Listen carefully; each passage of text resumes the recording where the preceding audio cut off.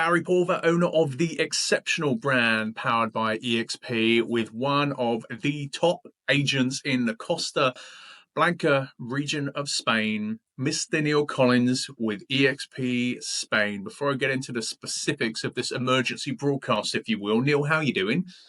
Very well, Barry. It's that strange time of the year in Spain where we've just got over our 3 week long Christmas festivities, and people are now back at work, but still probably a little bit hungover, shall we say? Well, after this conversation, we may need a drink as well. Neil, we're specifically speaking about what I have heard, and I'm very ignorant. I switched off the main news back in March of 2020, but I now, at the start of 2025, see and hear about the golden visa in Spain disappearing, 100% tax planned on foreign buyers was the announcement. And I thought, who is one of the top agents in the Costa Blanca region where non-EU people and foreign people are buying, and who to come to? Because these are massive announcements and would massively change the landscape of property in Spain. So, Neil, open forum to you. Why has the golden visas supposedly been scrapped for foreign buyers in Spain? Golden visas being scrapped because it was never implemented properly. It allowed people to only ever be resident in Spain for 2 weeks of the year. So they've now realised, and as usual with Spain, it's let's do it 100% or let's do nothing rather than let's look at what the process has been.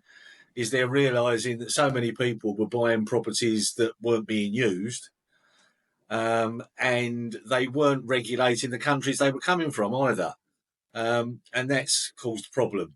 But the golden visa was never a high take up anyway. You're probably looking at 5% maximum of the purchasers each year. Interesting. So that's caused a small problem, but the other visas that are available have pretty much negated that.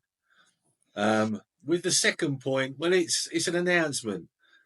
It's not even been costed yet. It's not even been brought into any sort of how the concept's going to work.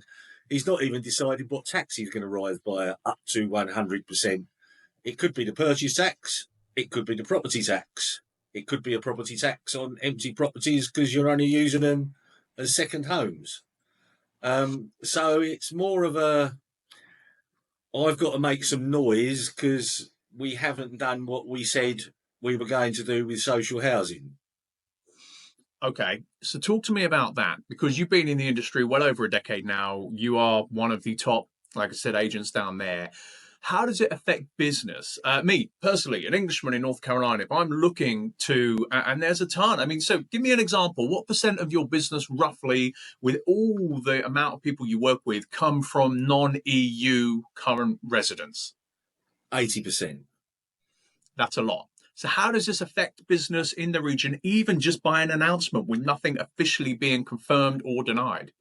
Well, it will cause big twitches because, as usual, it's an announcement, and unless you watch, and unfortunately most people don't anymore, past the first paragraph of the headlines, they've not realised that it's a proposal he's throwing out there with 11 other points as well. But typically, and it will be the British press to start with, because it will be Spain doesn't want Brits buying properties anymore.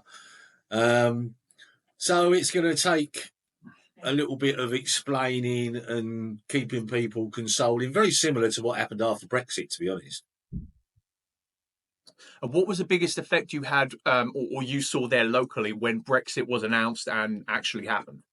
Well, three things. First, the people that have been working here and living here under the radar, shall we say, suddenly had to get into the radar. So there were lots of people left and were complaining. They were the biggest complainers because they'd been found out that they hadn't been doing things legally anyway. Secondly, was those that come for the winter months were affected. They were the ones that were most affected. A lot of people buy holiday homes, and the pensioners come out and they come to avoid the winter. So where they would have probably come in November and gone home in April, now they've got to choose a 90-day window of opportunity to come out. So that affected it. And then those that were coming to be resident, whereas we were members of the EU, you needed to show a minimal amount of income each year. That income has now gone up to, you've got to show an income and assets of, or monetary assets of £27,000 for the main person, plus 25% of that for the second person. So it changed the market drastically. The biggest problem was that it happened at the same time as COVID. Timing couldn't be helped. Listen, you bring in a very interesting number. You mentioned 27,000. So, in my ignorance of research and knowledge, I see that 27,000 homes and apartments are bought, and this is slightly below the headlines of what's being announced here, were bought by non-EU residents in 2024. And I've been following the trend in Barcelona of Airbnbs and VRBOs being curbed and curtailed. So, that as a headline, what do you feel about that, both locally and nationally in Spain, bringing this all together? Do you think it's directly connected? Do you think it's going to have an impact if this announcement actually does go through? Do you think it's going to have an announcement based upon the statistics of what I'm seeing and what's being put out there? To be honest, the 27,000, a lot of people are going to go, well, what difference is that going to make? And it's also the fact that he cannot criticise any EU members for buying in Spain. Now, the Belgians, the Dutch, the Germans, the French, the Poles, the Scandinavians, Norwegians and Swiss add up to 3 times as many properties bought as the non-EU. But because they're EU, he can't say that he can do anything about that at all, unless he brings in an empty property tax. 27,000 is probably a little bit, it's very typical of Mr. Sanchez, is that it isn't right. It's more like 27,000 a quarter. 9,000 plus Brits bought in Spain last year. When you add in the Americans, the Algerians, the Moroccans, etc., and South Americans that are big buyers in Spain, it's probably nearer to 50 to 60,000 a year that are bought in Spain. Okay. Well, so this is very interesting. Again, like you say, people read the headlines typically, and anything below that would be a stretch. So, final word, most importantly to you here, Neil, as someone very high level and the local expert, with the noise, with the headlines, with all of it, what would you like to say as, let's be honest, a local property expert with all of this noise? What message would you like to share to anybody and everybody who's watching this? Don't panic. It's not even been proposed yet. It's a proposal of a proposal that might happen. And the fact is, I'll give you some figures. If anyone's sitting with a calculator, of those 27,000, let's give you an idea that 9,000 were bought in my region, the Alicante region, Costa Blanca, at an average price of 250,000.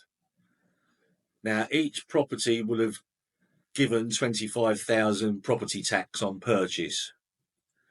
Now, if you multiply 9,000 by 25,000, and you say to the regional governments, well, you might lose 80% of that because of what we're doing with property taxes, I can't see many people voting for a proposal that's going to take possibly 9 billion out of their incomes a year.